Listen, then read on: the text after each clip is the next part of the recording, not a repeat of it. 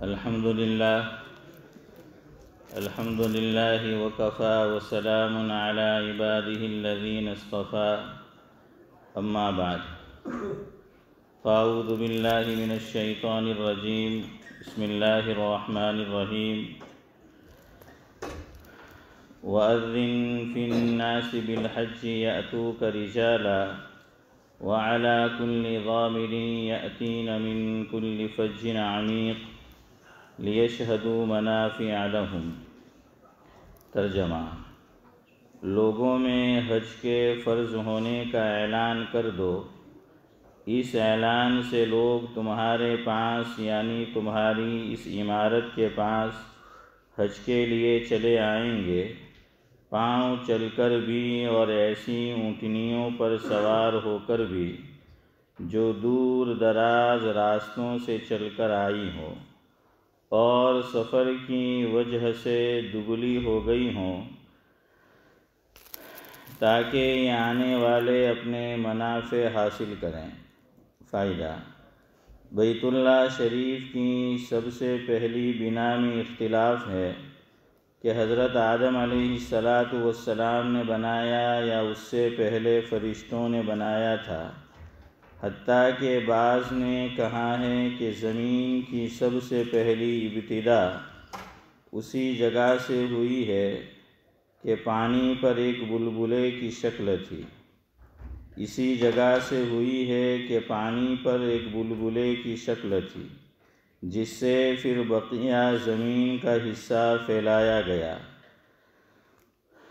لیکن حضرت نوح علیہ السلام کے زمانے میں جب طوفان آیا تو یہ مکان اٹھا لیا گیا تھا۔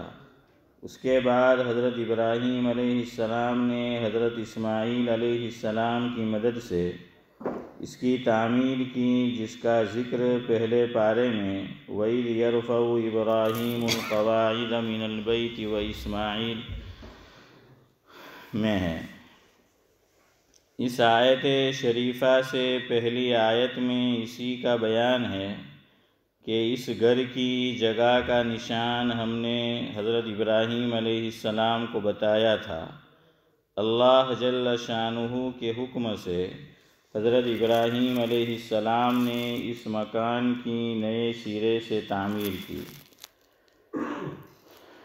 ایک حدیث پاک میں آیا ہے کہ جب اللہ جل شانہ نے حضرت آدم علیہ السلام کو جنت سے اتارا تو ان کے ساتھ اپنا گھر بھی اتارا اور فرمایا کہ اے آدم، میں تیرے ساتھ اپنا گھر اتارتا ہوں۔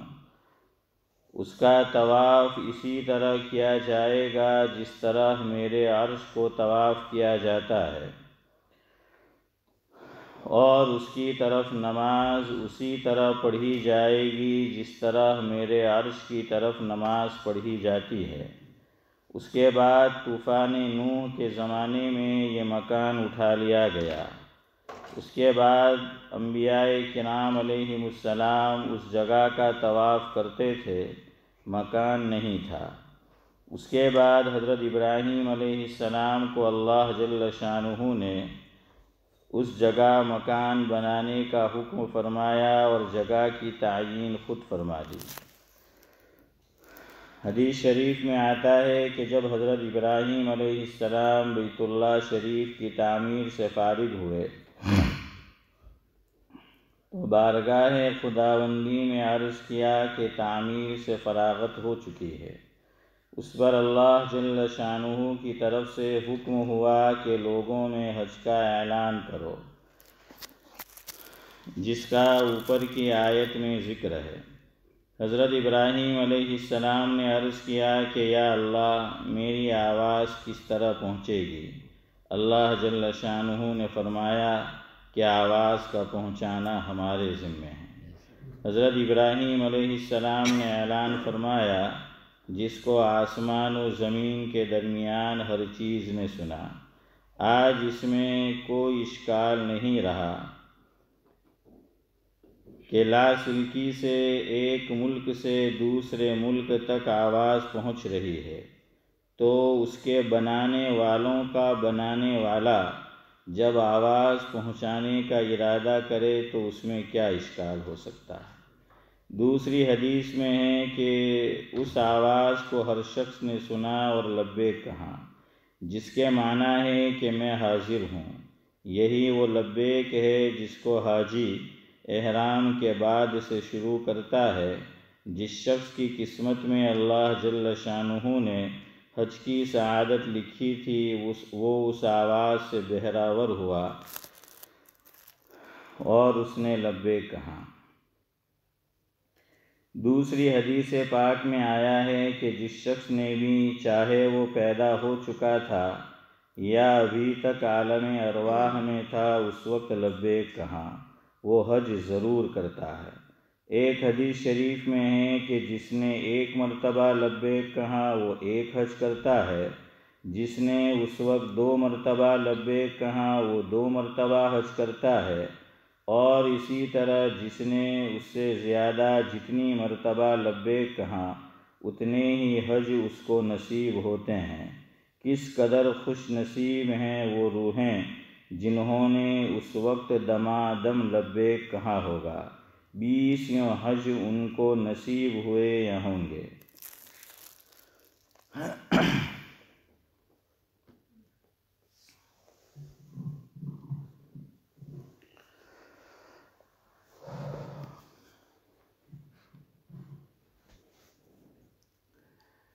بزرگان محترم،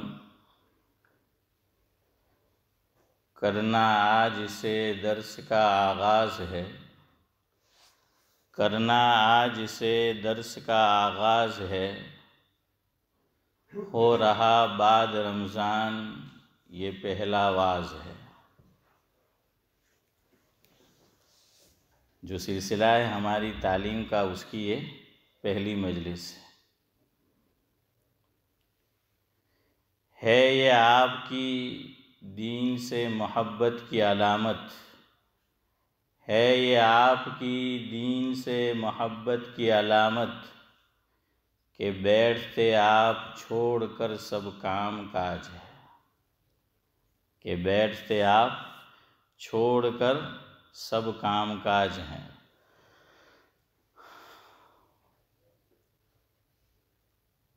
کئی دن ہو گئے تو لوگ پوچھ بھی رہے تھے کہ بھئی کب سے سلسلہ شروع ہوگا، تو بہرحال آج سے شروع ہو چکا۔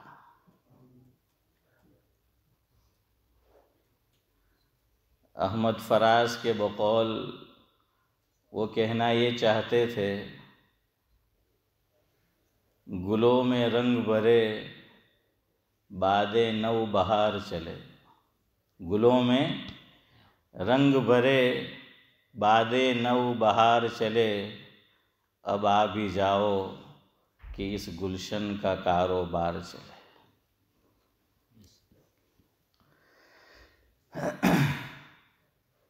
اساتذہ کی، چاہے وہ مکتب کے ہو یا درجہ عالمیت کے، ایک معمول رہا ہے، آپ کو بھی یاد ہوگا اور میرا بھی ہر سال یہی معمول ہے۔ یہ جو تعلیم کی مجلس ہوتی ہے، تمام وہ فضیلتیں جو طالب علم کے لیے حدیث پاک میں بیان ہوئی ہے، علماء لکھتے ہیں کہ جہاں کہیں درس و تدریس کا سلسلہ چلتا ہے اور لوگ بیٹھتے ہیں، وہ بھی اس فضیلت کے حقدار ہیں۔ اور ہمارا یہ تعلیم کا سلسلہ بالکل ویسے ہی چلتا ہے جس طرح مدارس میں درس چلتا ہے۔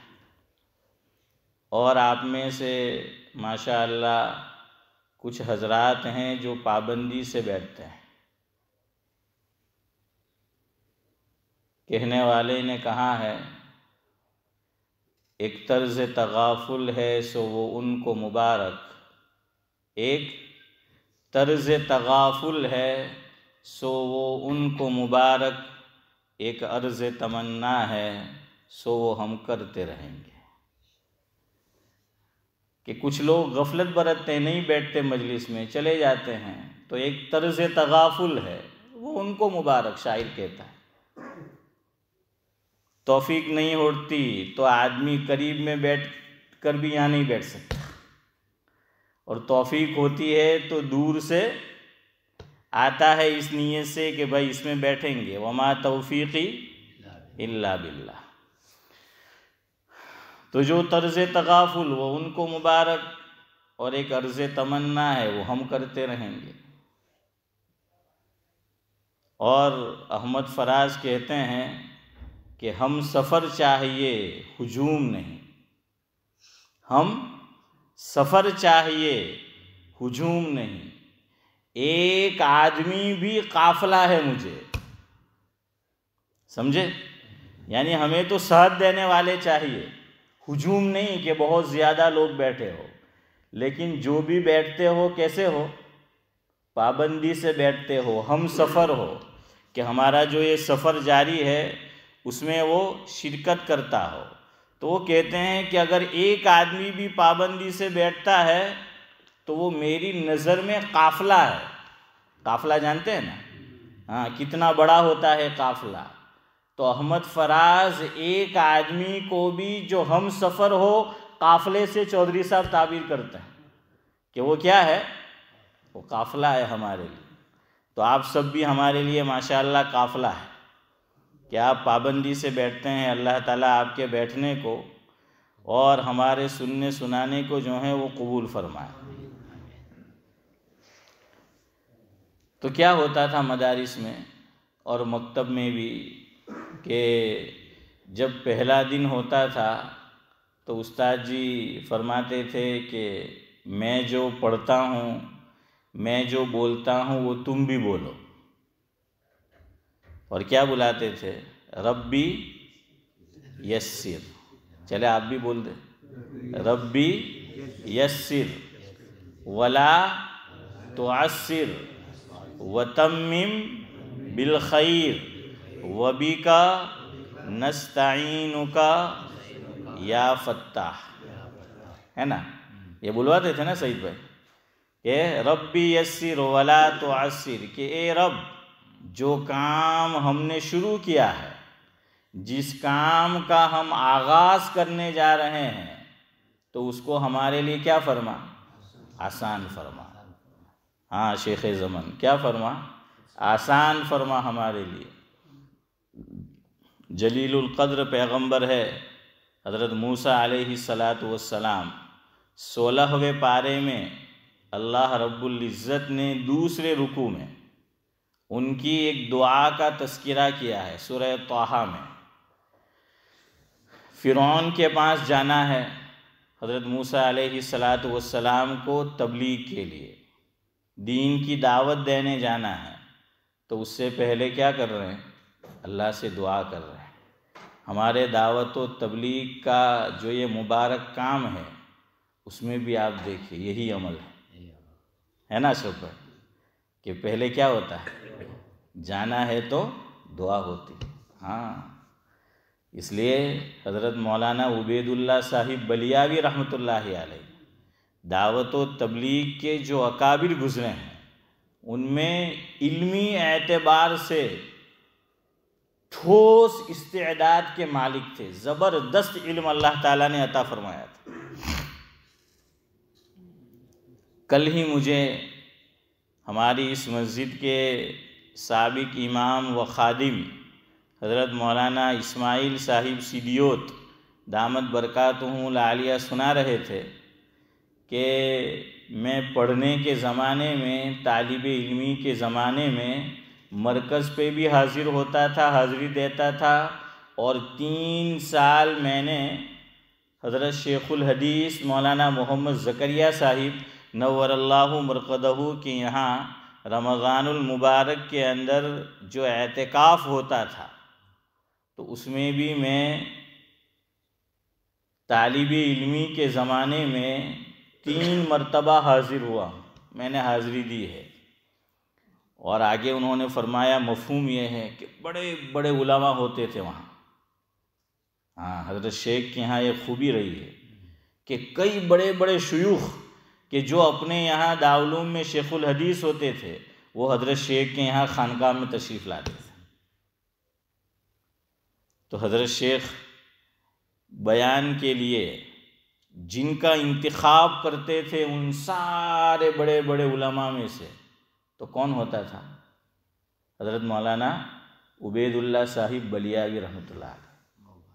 ہاں، بڑے بڑے علماء کے درمیان ان کا انتخاب ہوتا تھا، اور حضرت شیخ کی خانقاہ میں ان کا بیان ہوتا تھا۔ اور یہ بات میں نے اپنی مسجد کے اندر جو یہ کمرہ ہے جس کو میں مفتی سعید صاحب رحمۃ اللہ علیہ کا کمرہ کہتا ہوں، وہاں میں نے حضرت سے بھی سنا کہ دعوت و تبلیغ کے جو اکابر گزرے ہیں ان میں جن کو اللہ تبارک و تعالیٰ نے زبردست علم سے نوازا تھا ان میں ایک شخصیت حضرت مولانا عبید اللہ صاحب بلیاوی رحمۃ اللہ علیہ کی تھی۔ تو حضرت شیخ کے یہاں ان کے بیانات ہوتے تھے۔ انڈیا میں ابھی ماضی قریب میں ایک بڑے عالم کا انتقال ہوا جنہوں نے پہلے ہماری طرف اون میں دارالعلوم قائم کیا، اور پھر ایکلیرا اور بروندرا بستی ہے حافظ امتیاز صاحب، وہاں جس سے میری مراد ہے حضرت مولانا الیاس بندے الہی نور اللہ مرقدہ۔ انہوں نے حضرت شیخ کے یہاں حضرت مولانا عبید اللہ صاحب بلیاوی رحمۃ اللہ علیہ کا جو بیان ہوتا تھا، حضرت جو بات رکھتے تھے تو وہ بھی اس مجلس میں موجود ہوتے تھے اور اس کو کاپی میں نوٹ کرتے تھے، لکھتے تھے۔ بعد میں ان بیانات کو انہوں نے 2 جلدوں میں شائع کیا، جن میں سے ایک جلد میرے پاس بھی بحمد اللہ ہے، جس کا نام ہے کتاب کا خانقاہی تقریر ہے۔ کیا نام ہے کتاب کا؟ خانقاہی تقریر۔ کیوں رکھا یہ نام؟ کہ وہ سب تقریریں کہاں ہوئی ہے؟ حضرت شیخ الحدیث رحمۃ اللہ علیہ کے یہاں خانقاہ میں ہوئی ہے، اس لیے اس کا نام کیا رکھا؟ خانقاہی تقریر ہے۔ پتہ نہیں کیا کہنا چاہ رہا تھا، کس پہ بتا رہا تھا۔ بہرحال ہاں، دعا، میں یہ کہہ رہا تھا کہ دعا تو حضرت مولانا عبید اللہ صاحب بلیاوی رحمۃ اللہ علیہ فرماتے تھے کہ لوگ سوال کرتے ہیں کہ یہ دعوت و تبلیغ کا جو کام ہے مروجہ طریقے پر جو رائج ہے تو اس کی دلیل لاؤ، دلیل ہمیں ملتی نہیں، دلیل کہاں ہے اس کی؟ تو حضرت فرماتے تھے جہاں دلیل ہے وہاں تم پڑھتے نہیں، اور جہاں تم پڑھتے ہو وہاں دلیل ہے نہیں۔ عارف بھائی، جہاں تم پڑھتے ہو وہاں دلیل ہے نہیں، اور جہاں پڑھنا ہے وہاں تم پڑھتے نہیں جہاں دلیل ہو۔ تو یہ سب کام یہ الہامی باتیں ہیں، ہاں یاد رکھو، لیکن اصول کے ساتھ کرنا ہے۔ کوئی بھی کام بے اصولی سے چلتا ہے اس میں برکت اللہ تعالیٰ اٹھا لیتا ہے۔ مسیح الامت حضرت مولانا مسیح اللہ خان صاحب رحمۃ اللہ علیہ فرماتے تھے مفہوم یہ ہے کہ اصول سے وصول ہوتا ہے، اور فرماتے تھے کہ اصول سے حصول ہوتا ہے۔ دونوں باتیں، وصول بھی کس سے ہوگا؟ اصول سے ہوگا، اور حاصل، حصول حاصل سے، کہ جو منافع، جو فائدہ، جو بینیفٹ جو حاصل ہونی ہے وہ کس سے ہوگی؟ اصول سے ہوگی۔ ہاں، اس لیے کام جو ہیں وہ اصول کے ساتھ کرنا ہے۔ بہرحال تو یہ بھی دیکھیے، حضرت موسیٰ علیہ السلام فرعون کے پاس دعوت دینے جا رہے ہیں اور پہلے دعا کر رہے ہیں، قرآن کہہ رہا ہے۔ تو دعوت و تبلیغ کے کام میں بھی یہی ہے کہ پہلے کیا ہوتی ہے؟ دعا ہوتی ہے۔ کوئی رسم نہیں ہے، اس کو رسم نہ بناؤ، اس کو عبادت سمجھ کے کرنا ہے۔ اللہ سے جو ہے وہ مدد جو ہے وہ مانگنی ہے، اور جلیل القدر پیغمبر کا یہ عمل ہمیں بتا رہا ہے۔ اور وہ دعا اللہ نے کیا ذکر فرمائی کہ رب اشرح لی صدری ویسر لی امری واحلل عقدۃ من لسانی یفقہوا قولی۔ ہاں، اب دیکھو سوئچ آن ہے کہ نہیں، ورنہ وہ گھروں سے نہ ہو شاید فون، دیکھ لو پہلا دن ہے آج۔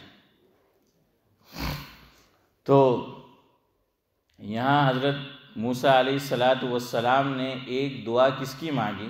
تیسیر، کہ اللہ میں جس کام کے لیے جا رہا ہوں، اور کام بھی تبلیغ کا ہے، اللہ کی طرف بلانا ہے، تو اس میں تو اس کام کو میرے لیے کیا کر دے؟ آسان کر دے۔ ہاں، اس کام کو میرے لیے آسان کر دے۔ میں اور آپ حج اور عمرے میں گئے ہوں گے، اور جو نہیں گئے اللہ ان کو لے جائے، اور جو گئے ہیں ان کو بھی بار بار وہاں جیسے حاضری دینا چاہیے اس طرح آداب کے ساتھ ہم حاضری دیں، اور جب ہم کو لے جائے۔ آمین۔ تو اس میں ایک لفظ آپ دیکھنا، وہاں بھی کیا آتا ہے؟ آسانی کا آتا ہے نا؟ کیا دعا پڑھتے ہو؟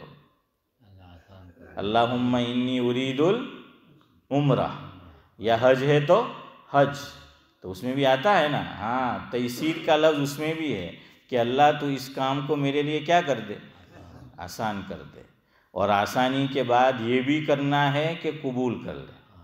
بعض مرتبہ کام آسان تو ہوتا ہے لیکن قبولیت نہیں پاتا، تو اس لیے آسان بھی کر اور قبول بھی کر۔ تو یہاں بھی دیکھیے، ابھی نیت کی نہیں، نیت ہوئی نہیں کہ ہم نے کیا کر دیا؟ اللہ سے دو دعا مانگ لی کہ اللہ اس کام کو میرے لیے آسان بھی کر دے اور قبول بھی جو ہے وہ کر دے۔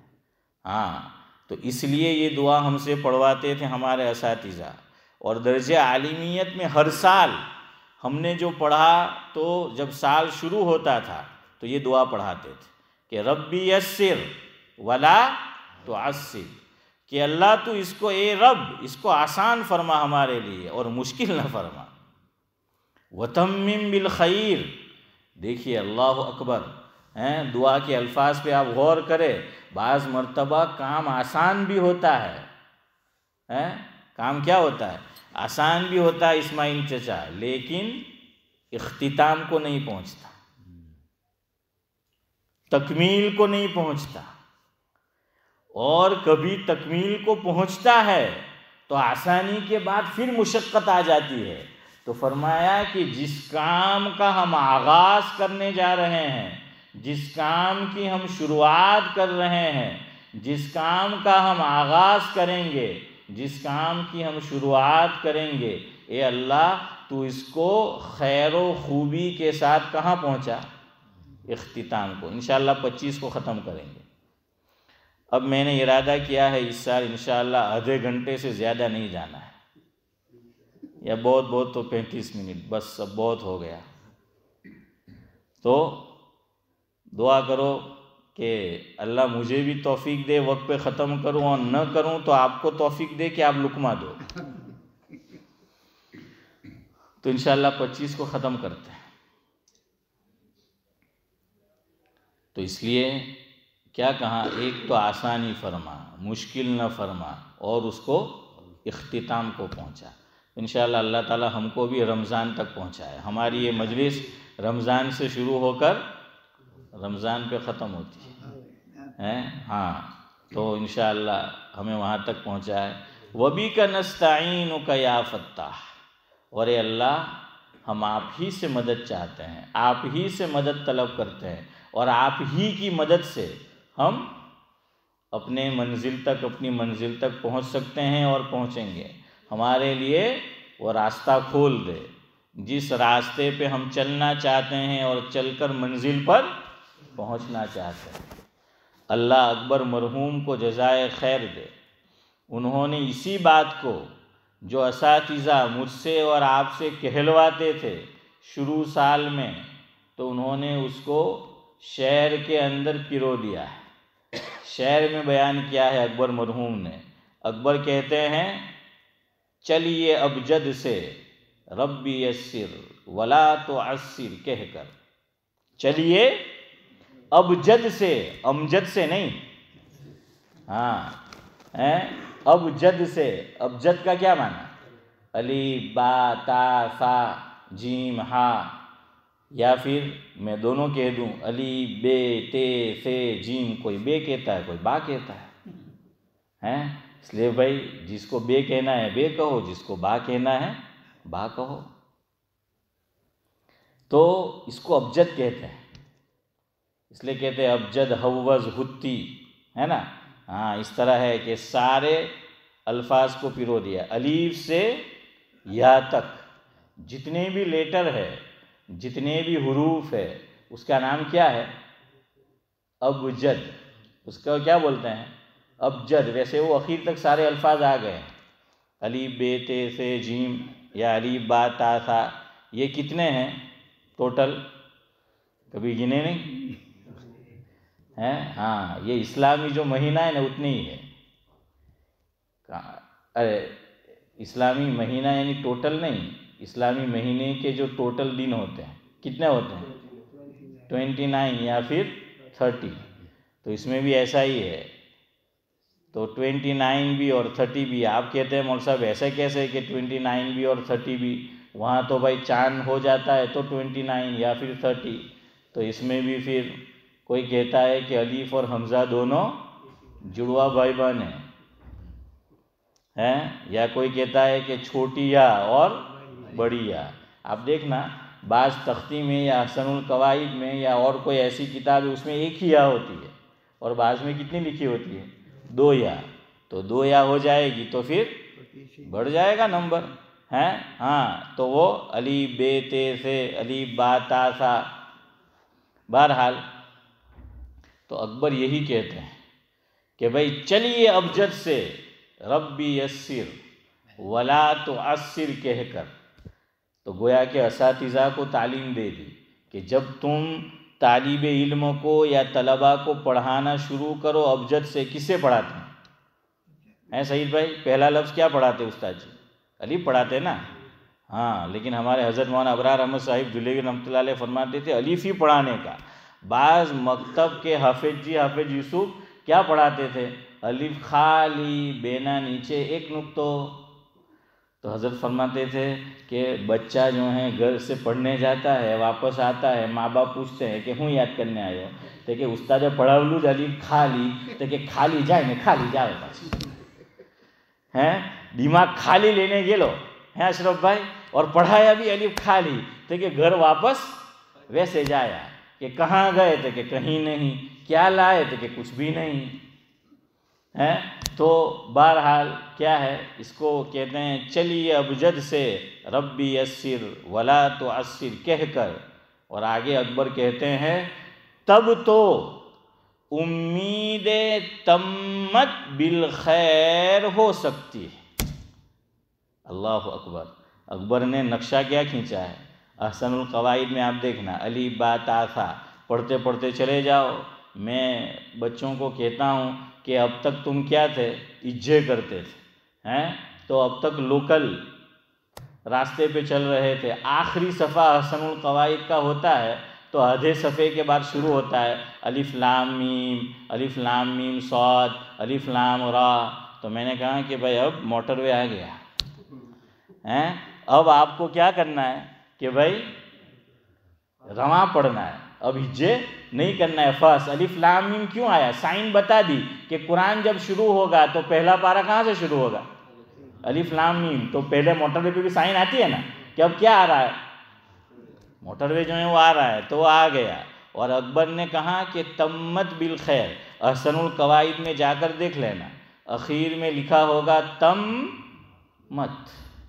تو میں بچوں کو کہتا ہوں کہ جاؤ گھر جا کے کرو غم مت ہیں. ہاں اور آپ غم مت کرے. 25 ہو گئے مجھے پتہ ہے ہیں. تو وہ غم مت اور آپ نہ کرے غم مت. ہاں تو بہرحال تم مت ہماری باجبی آیت پہنچی ابجد سے تمت تک. انشاءاللہ یار زندہ صحبت باقی. تو کل سے اور اس سال ارادہ یہ کیا انشاءاللہ کہ ایک دن درس قرآن کا بھی رکھیں گے جیسے پہلے تھا. اور کم وقت ہوگا تو بعض لوگ اکتا بھی جاتے ہیں نا، زیادہ وقت ہے تو آدھا گھنٹہ ٹھیک ہے، کبھی 2-4 منٹ بات پوری کرنی ہو تو ادھر ادھر ہو جاتی ہے نا. اتنا تو ویسے بھی گجراتی لوگ کوئی بات نہیں. આપણે તા કે 12:30 બોલાવવાનું હોય તો 12 વાગે લખવાનું હે હસનભાઈ. 12:30 બોલાવવાનું તો 12 વાગે લખવાનું તો કે અડધો કલાક તો આપણે તો એમ જ ફ્રી, કોઈ માઇન્ડ બી નહીં કરે. 12:30 આવે તો કોઈ પૂછે બી નહીં કે બધાને જ ખબર કે એ તો અડધો કલાક તો એમ જ આવે. हमारे हज़रत मौलाना अबरार अहमद साहिब दुलई रहमतुल्लाह अलैह के सूरत में बयान होता था तो टाइम लिखा होता था 9 बजे, हज़रत पहुँचते थे 10 बजे. हज़रत फरमाते थे फिर कि सूरत की सूरत से मैं अच्छी तरह वाकिफ़, कि तुम लोग 9 बजे बुलाते हो मुझे, 10 बजे चाय भाई पी कर आएंगे तो कि तुम आओ फिर मैं आऊँ हैं. लेकिन सिद्दीक भाई आप ऐसे वक्त पे आए कि अब मैं जाऊँ हैं. तो बहरहाल हज़रत सूरत की सूरत से जो है अच्छी तरह वाकिफ़ थे और आप भी मेरी सूरत से अच्छी तरह वाकिफ़ हो. सुभान अल्लाह व बिहम्दिही, सुभानक अल्लाहुम्मा व बिहम्दिक, नशहदु अन ला इलाहा इल्ला अंत, नस्तगफिरुका व नतूबु इलैक.